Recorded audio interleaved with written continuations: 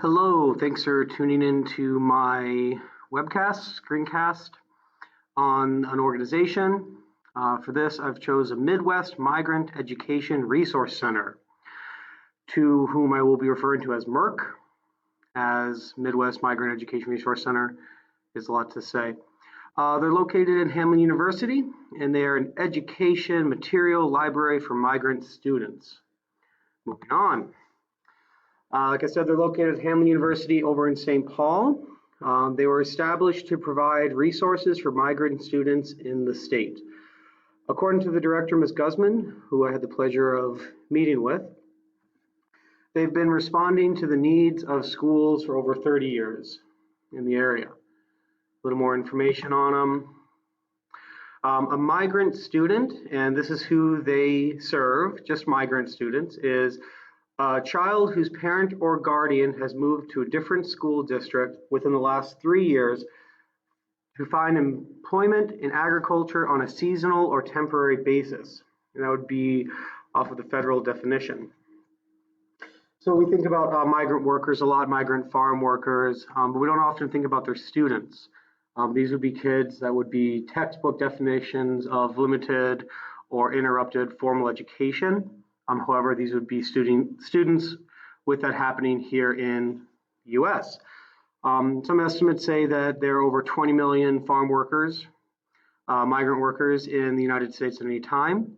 The data I was able to find in Minnesota last year was that over 1,000 students received assistance just last year alone.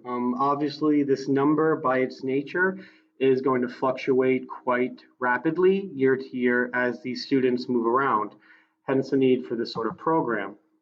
MERC's mission, they work within lines of MEP, which is a migrant education program. The goal of that program is to assist all migrant students in meeting the challenging academic standards and achieving high school graduation with an education that prepares them for responsible citizenship. Which I got from a flyer on MERC's mission. MERC's mission is to provide supplemental educational materials to assist school districts in meeting the needs of migrant children. And we got that from a flyer, but also from my interview with the director, Ms. Guzman. So basically what they do is they provide resources. They have an online library where teachers can go and get material to assist these migrant children.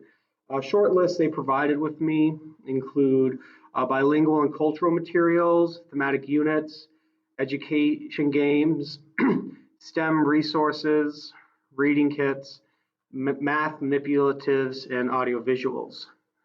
I misspelled something there. Let's fix it while we're doing this. Okay, great. So it's just supplement materials, directly geared towards these students to help out teachers who are working with them. They're free for partner state schools working with migrant students age 3 to 21. How you can get these materials. The materials can be acquired online at mmerccatalog.hamline.edu. There you can browse a whole list of the different materials. They can also be ordered through email. All these errors. Fax and phone. And then shipping is free for the teacher and the district, so you don't have to pay anything as long as you're working with students in this demographic. So we're ESL teachers. How might we work with this program with MERC? Many of our students may be migrants, maybe migrant workers, especially if you're working in the rural districts, you're going to have students that fall into this category. MERC provides the above mentioned materials and resources for the teachers of these students, as long as they qualify. But the other thing that came to light through my meeting with her is that MERC can also provide guidance and advice for working with these students in and out of class. The big thing is that there's actually a database called M6, MSIX, made of these students that can be transferred state by state. So it's a database that would have background information on the students, like their educational background, as well as health records and other usable data. For example, I believe there's like different legal records, stuff like that, that can be acquired on these students if you have access to the database.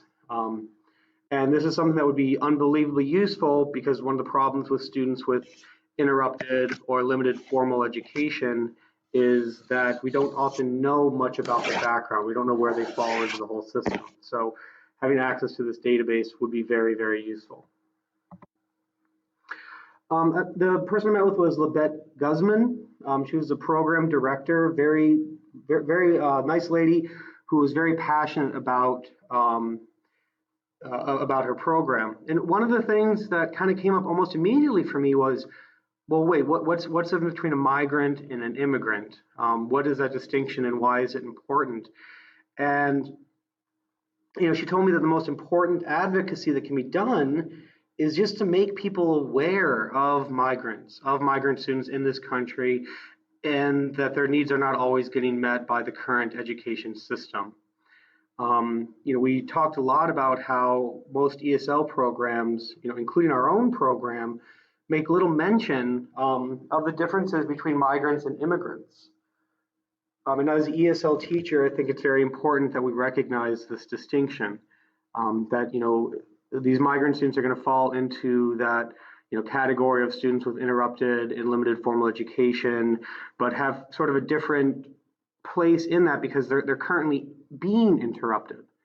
They're currently in that state. They're not ending it and becoming formally educated. It's moving from place to place and getting what they can when they're there.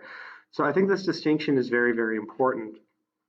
And that one of the things that we can do to advocate is just to let people know about them, to let people know that there are children well below the legal age of working who are being migrant farmers and who move from place to place like this, and that we need to be aware of their existence and to know the resources that are available to them, such as this organization.